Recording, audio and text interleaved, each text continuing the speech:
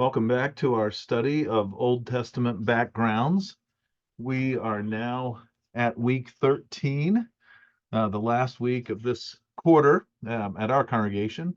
And this is the last week of this study. And so we are now down to the last people group that we will look at, and that is the Egyptians. And so before we jump into studying the people of Egypt, we will first look at our New Testament passage from Revelation 14, verses 1 through 13.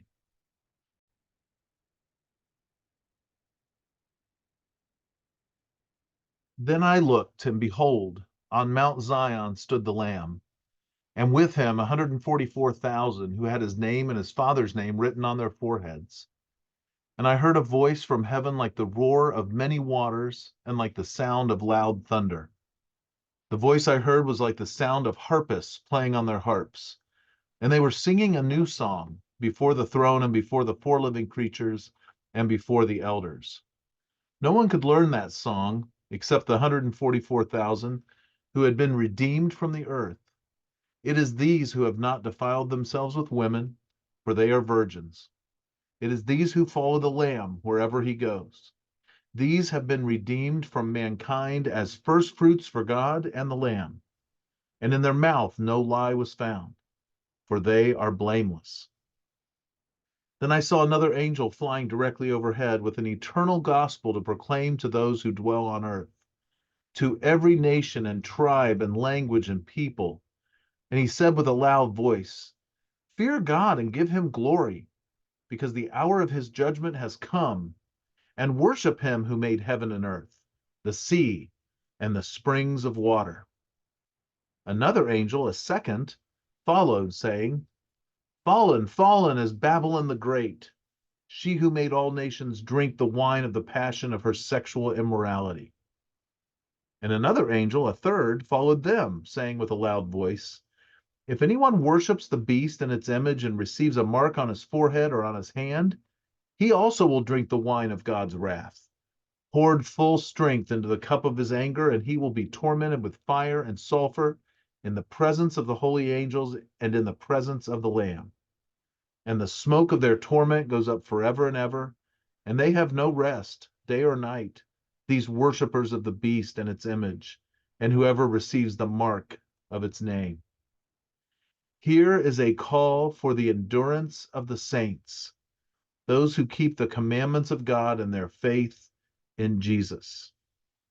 And I heard a voice from heaven saying, "Write this, blessed are the dead who die in the Lord from now on. Blessed indeed, says the Spirit, that they may rest from their labors, for their deeds follow them."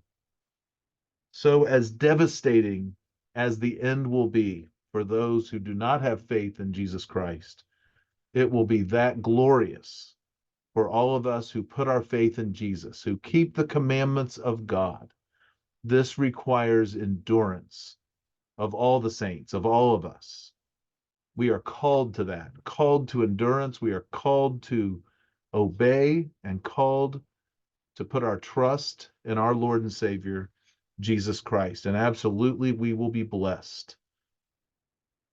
All right. So, the map was probably not necessary. I think most of us know where Egypt is, and it has not moved for all these thousands of years. The Egyptians are in the same place, and it's still called Egypt. So pretty incredible just on that score. But in case you do not know, it is in the lower left-hand side of your map, the southwest corner. And of course, that's the very north part of the northeast part of Africa. And that's where we find Egypt. You can see the river there that flows into the Mediterranean Sea is the Nile River. And the Nile River is mentioned many times in Scripture.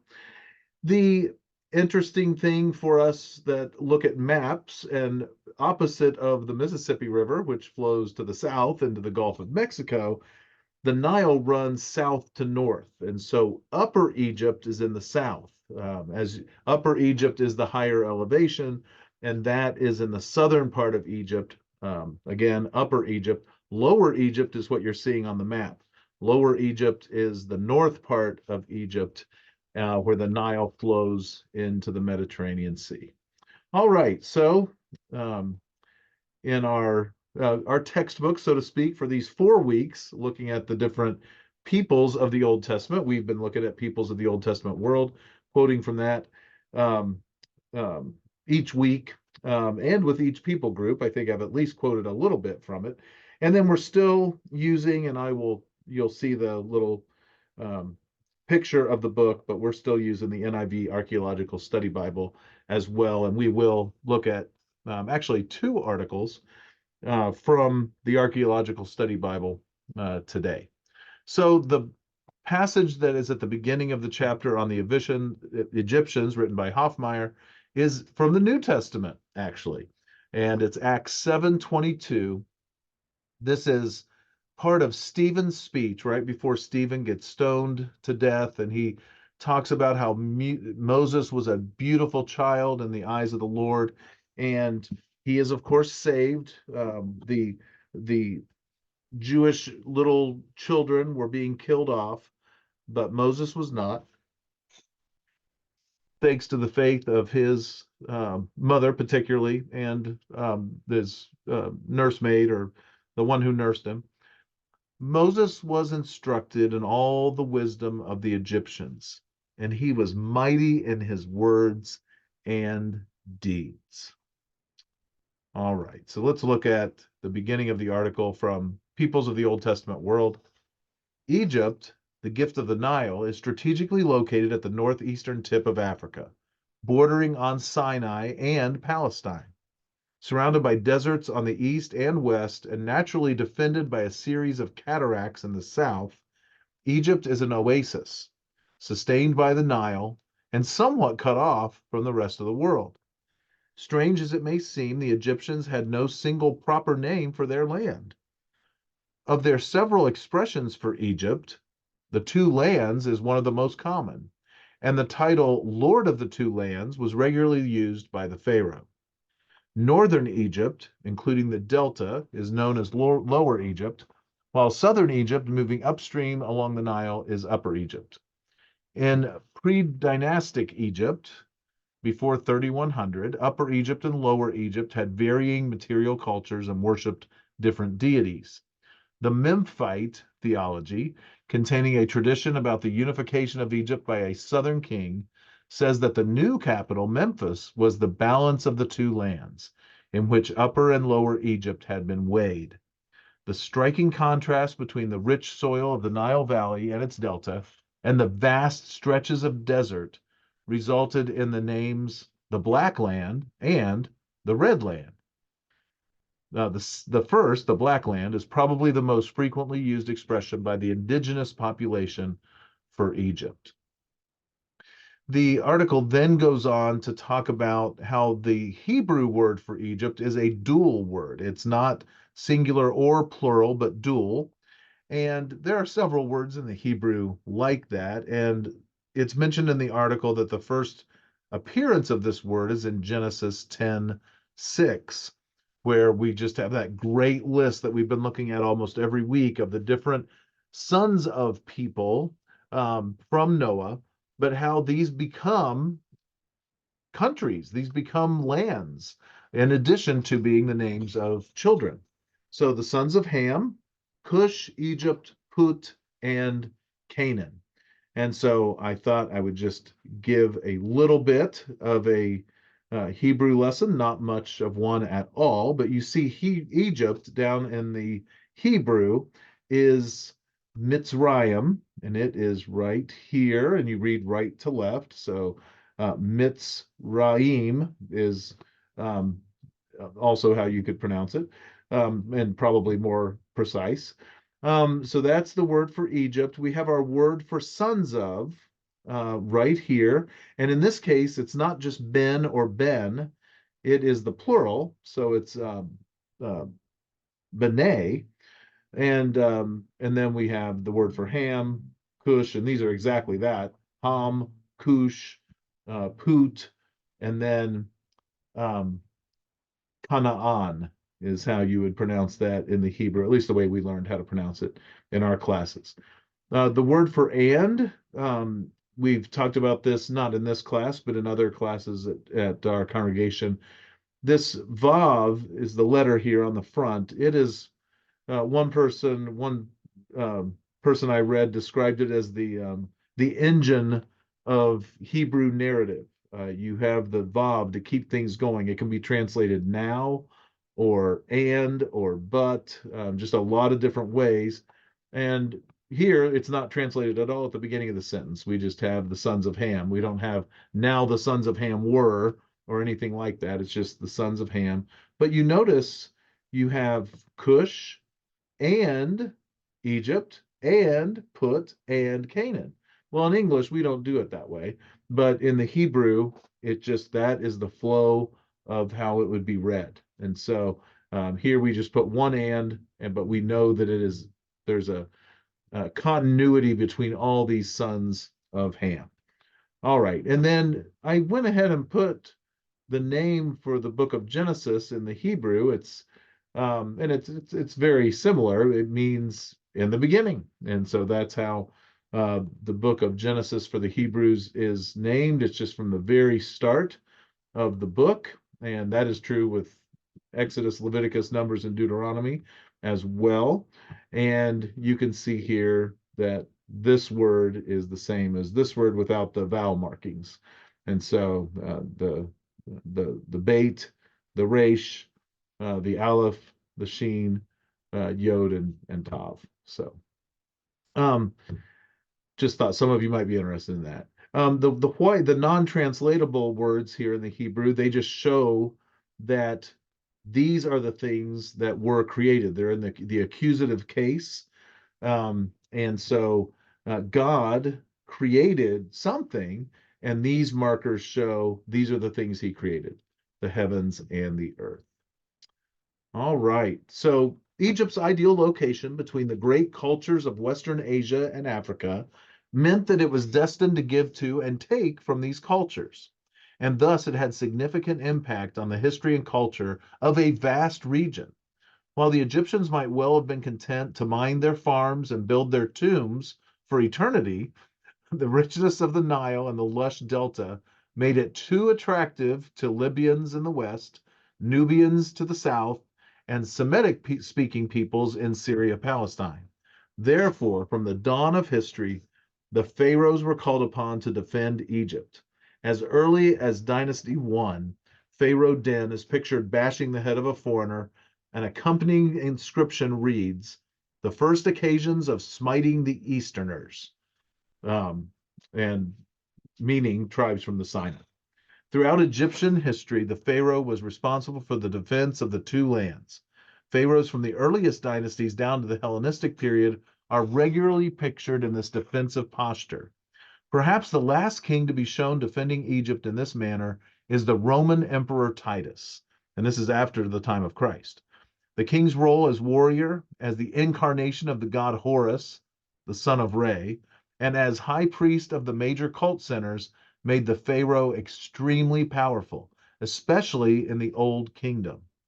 It's interesting. I was just having a discussion this past week. I believe it was with Greg. Greg Tidwell, one of my co-evangelists here at the Fishinger Road congregation. And he was noting that when people would go into Egypt, the Hyksos, for example, that we talked about earlier in the quarter, when someone would go in and defeat Egypt or take over for a time, they would dress up and they would adopt the Egyptian way. They would become pharaohs also, instead of coming in like the Assyrians when they took Israel and the Babylonians when they took Judah. There was no thought of the Assyrian culture or the Babylonian culture becoming Jews. There was just no thought of that, and setting up shop there in Jerusalem. But when people would come into Egypt and defeat them, that's exactly what they would do. They would become pharaohs themselves. It's just very interesting. There's something about the Egyptian culture that people did not want to change. All right. Well, we've looked at the very first occurrence of the word Egypt in the Bible, and that is in that list of sons that become lists of countries. But just a few chapters later, we have the story of Abram and Sarai heading to Egypt. Now there was a famine in the land. This is Genesis 12, starting in verse 10. So Abram went down to Egypt to sojourn there, for the famine was severe in the land. When he was about to enter Egypt, he said to Sarai, his wife, I know that you are a woman beautiful in appearance, and when the Egyptians see you, they will say, this is his wife. Then they will kill me, but they will let you live. Say you are my sister, that it may go well with me because of you, and that my life may be spared for your sake. When Abram entered Egypt, the Egyptians did see. They saw that the woman was very beautiful. And when the princes of Pharaoh saw her, they praised her to Pharaoh. And the woman was taken into Pharaoh's house. And for her sake, he dealt well with Abram. And he had sheep, oxen, male donkeys, male servants, female donkeys, and camels. But the Lord afflicted Pharaoh and his house with great plagues because of Sarai, Abram's wife.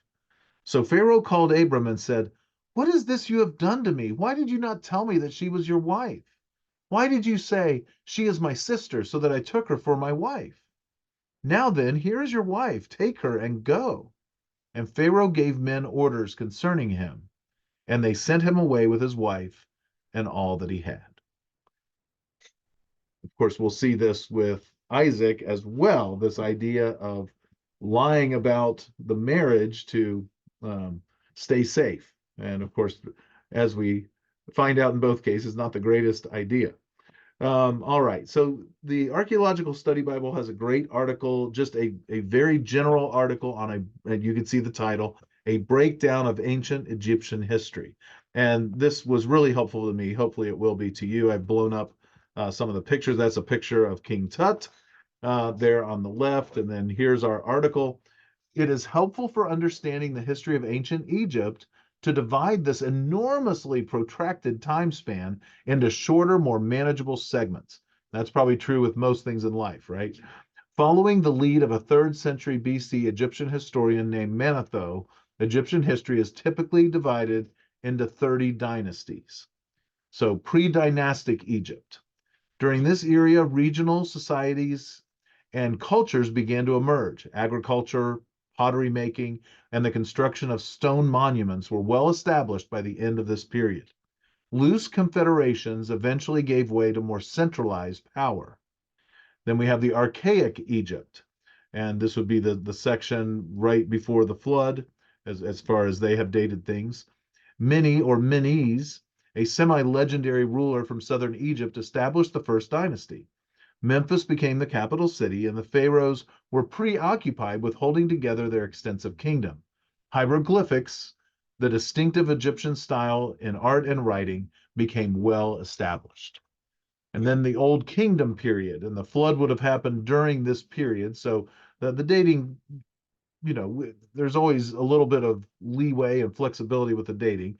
This could be the kingdom that started right at the flood or right after the flood. The pyramids and the Great Sphinx were built, the study of medicine flourished, and works such as the Proverbs of Ptahhotep were produced. Pharaohs ventured outside Egypt on military campaigns to the Sinai and Libya. First Intermediate period, central authority collapsed. Dynasties completed and local lords held sway in various areas. This period produced significant works of pessimistic literature. Then the Middle Kingdom period. And it shows that it's overlapping to some extent the First Intermediate period. The pharaohs reestablished central authority, and Joseph's administration brought much Egyptian land under the pharaoh's direct control. Some historians, in fact, suggest Joseph played a significant role in bringing about the end of Egyptian feudal power, and that absolutely could be the case. Second Intermediate period, centralized authority again collapsed. Dynasties 15 and 16 were Hyksos, ruled by Semitic rulers who took control of the lower or northern Egypt. The relationship of the Hyksos to the Exodus is much debated. We talked about that quite a bit when we were going through the chronological section of this study. And read an article from this same study Bible concerning the Hyksos. The New Kingdom period, 1550 to 1069, so we go right up to the time of Saul and David and Solomon, just right prior to that, established by Amosi, who drove out the last of the Hyksos. The powerful New Kingdom became an empire reaching through Canaan into Syria. Each of the two great pharaohs of this time, Thutmose III and Ramses II, has been suggested as the pharaoh of the Exodus. Although Thutmose III fits reasonably well with biblical chronology, Ramses appeared too late for this scheme. All right, the third intermediate period, this is the time of the United Kingdom and all the way down to the Jews being exported, or really close to the time of the Southern Kingdom going into Babylonian captivity. Definitely this overlaps the time of the Northern Kingdom heading into Assyrian captivity. A considerably weakened Egypt entered this era. At times there were rival pharaohs, and in other instances, outsiders ruled. Even so, vigorous rulers did come to power, including the Libyan pharaoh Shishak I, the Shishak in 1 Kings 14:25. Remaining ancient Egyptian historical periods include the Saita Persian period, 26th through the 30th dynasties. A 31st dynasty is sometimes included, the Ptolemaic period, and the Roman period. During the Roman period, Egyptian power was briefly ascendant again under Sayyid rulers who ruled from Sais in the western delta. Hoping to curb the rising power of the Babylonians and the Medes, the Scythe Necho II drove his army north through Israel, defeating and killing King Josiah of Judah in the process. 2 Kings 23:29. Nebuchadnezzar of Babylon defeated Necho II at Carchemish and drove him back into Egypt. No longer a formidable power, Egypt was annexed into the Persian Empire by Cambyses in 525 BC. The subsequent fall of the Persian Empire to Alexander the Great led to the Greek takeover of Egypt in 332 BC. After Alexander's death in 323, Ptolemy I, a Greek general, seized Egypt, and his dynasty ruled until the death of the last Ptolemaic ruler, the famous Cleopatra VII. After that, Egypt became a Roman province. All right, we've seen this several times in our study of the peoples of the Old Testament world. Our last mention of Egypt in the Old Testament is Zechariah 14:13 to 21. And so this is talking about those who are fighting against God's people at the end time. So the people fighting Jerusalem, the people not trusting in the Lord. And on that day, a great panic from the Lord shall fall on them, so that each will seize the hand of another, and the hand of the one will be raised against the hand of the other. Even Judah will fight at Jerusalem, and the wealth of all the surrounding nations shall be collected, gold, silver, and garments in great abundance. And a plague like this plague shall fall on the horses, the mules, the camels, the donkeys, and whatever beasts may be in those camps. Then everyone who survives of all the nations that have come against Jerusalem shall go up year after year to worship the King, the Lord of hosts, and to keep the Feast of Booths. And if any of the families of the earth do not go up to Jerusalem to worship the King, the Lord of hosts, there will be no rain on them. And if the family of Egypt does not go up and present themselves, then on them there shall be no rain. There shall be the plague with which the Lord afflicts the nations that do not go up to keep the Feast of Booths. This shall be the punishment to Egypt, and the punishment to all the nations that do not go up to keep the Feast of Booths. And on that day there shall be inscribed on the bells of the horses, Holy to the Lord. And the pots in the house of the Lord shall be as the bowls before the altar. And every pot in Jerusalem and Judah shall be holy to the Lord of hosts, so that all who sacrifice may come and take of them, and boil the meat of the sacrifice in them. And there shall no longer be a traitor in the house of the Lord of hosts on that day. All right, as we close out our study of Egypt, the peoples of the Old Testament world, It has several sections based on history as it goes through its study on Egypt. And then we get to the time with some interaction between Solomon and the Egyptians. Solomon married an Egyptian princess, 1 Kings 3, verse 1, likely the daughter of Siamon of Tanis, Dynasty 21, to formalize a treaty between the two nations. And he may well have been familiar with the Egyptian treatises of Eni and Amenemope. Ongoing contact between Egypt and Israel and Judah existed from the days of Solomon down to the destruction of Jerusalem in 586. In later history, Egypt was both a friend and foe of Israel and Judah. Shoshenq I invaded Palestine, as witnessed by his relief at the Karnak temple, taking the gold of the temple and inflicting considerable pain on his former friend, Jeroboam I. Solomon's vast gold reserves may have ended up as part of Shoshenq's funerary cash, or of the enormous temple donations made by his son, Osir-Khan I. Hoshea of Samaria called on Egypt for help on the eve of Israel's destruction by the Assyrians, but help was not forthcoming owing to the weakness of a politically divided Egypt. Necho II slew the godly king Josiah in battle, a disaster from which Judah never recovered. In the years that followed, Babylon became the superpower, and many Jews fled to Egypt, hoping to find safe haven there. Included in one of the last flights to Egypt was Jeremiah the prophet, whose writings contain some intriguing insights on Egypt, Jeremiah chapter 46 particularly. From the Jewish community who lived in Egypt ultimately came the Septuagint, the translation of the Hebrew scriptures in Alexandria in the 3rd century and later. All right, so let's look at the end of Solomon's life. Egypt is mentioned here, 1 Kings 4. Judah and Israel were as many as the sand by the sea. This is really the high point of God's people from a political and earthly standpoint. Judah and Israel were as many as the sand by the sea. They ate and drank and were happy. Solomon ruled over all the kingdoms from the Euphrates to the land of the Philistines and to the border of Egypt. They brought tribute and served Solomon all the days of his life.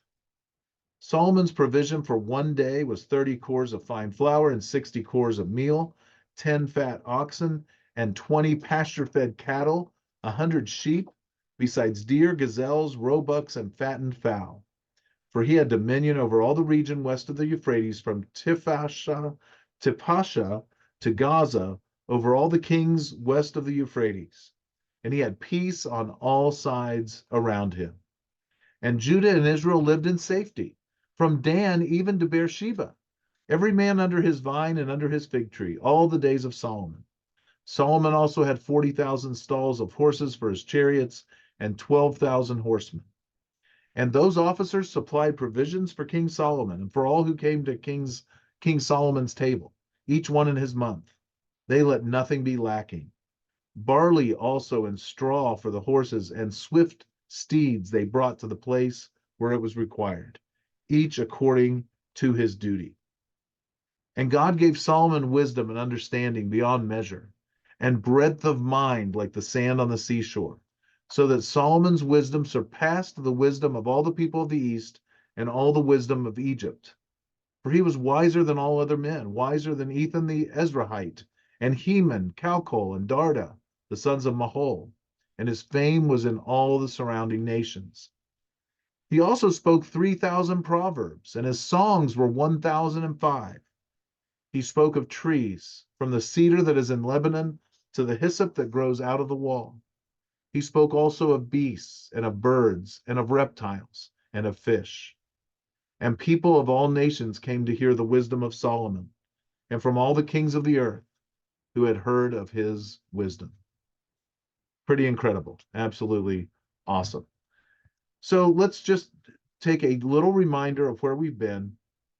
We started the quarter, and all these are available. You can listen to any of these recordings if you would like. On December 6th, we looked at the breakdown of the Old Testament, how it is organized, how it's divided, and how we do that a little differently than the Jews did and still do today. The Torah, the prophets, the writings. We then looked at literature and language. We looked at some geographic highlights, and we looked at some cultural highlights. As we went through the holidays, we kept it kind of general in nature. And then we went chronologically. In the month of January, we looked at the age of the patriarchs. Then we looked at the age of the Exodus, the conquest, and the judges, the age of David in the United Kingdom, the age of the divided kingdom, and then Judah alone in the exile. So we kind of went through chronologically. We looked at a timeline every single week during that stretch, trying to get our minds around the different years that the major events took place. And then this month, we've been looking at the different peoples pretty much from a geographical standpoint. The peoples of Mesopotamia, the people just across the Jordan, some others across the Jordan, and the next week, last week, as we looked at Anatolia and Syria-Palestine. And then, of course, today we've looked at Egypt. And what I'd like to do to close the whole quarter is go back to the first New Testament passage we looked at on December 6th, and just note that Jesus believed in these Old Testament writings. When Jesus talked about people from the Old Testament, he was not talking about a fictional character. He believed. And of course, he is the Son of God. And we can put faith in him and trust in him. And the passage I want us to look at, Luke 24, 36 to 53, this is right after, in the text of Luke, this is right after Jesus is interacting on the road to Emmaus with those two followers of his. And now he's back with his apostles. And starting in verse 36, as they were talking about these things, Jesus himself stood among them and said to them, "Peace to you." But they were startled and frightened and thought they saw a spirit. And he said to them, "Why are you troubled, and why do doubts arise in your hearts? See my hands and my feet, that it is I myself. Touch me and see. For a spirit does not have flesh and bones, as you see that I have." And when he had said this, he showed them his hands and his feet. And while they still disbelieved for joy and were marveling, he said to them, "Have you anything here to eat?" They gave him a piece of broiled fish, and he took it and ate it before them. Then he said to them, "These are my words that I spoke to you while I was still with you, that everything written about me in the law of Moses and the prophets and the Psalms must be fulfilled." Then he opened their minds to understand the scriptures and said to them, "Thus it is written, that the Christ should suffer and on the third day rise from the dead, and that repentance for the forgiveness of sins should be proclaimed in his name to all nations, beginning from Jerusalem. You are witnesses of these things. And behold, I am sending the promise of my Father upon you. But stay in the city until you are clothed with power from on high." And he led them out as far as Bethany, and lifting up his hands, he blessed them. While he blessed them, he parted from them and was carried up into heaven. And they worshiped him and returned to Jerusalem with great joy, and were continually in the temple, blessing God. We serve a risen Savior. We serve Jesus Christ, who is alive and at the right hand of the Father in heaven. These times require endurance, as we read right from the beginning, and faith. And we do believe that Jesus Christ is the Son of God.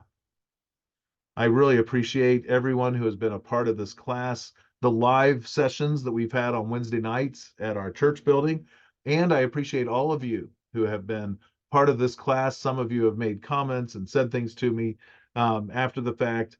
Always feel free to get in touch with us at the Church of Christ on Fishing Grove Road. And if you live anywhere near here, we're in Central Ohio, feel free to join us at any time of worship or for any Bible study. May the Lord bless us and keep us as we study his word.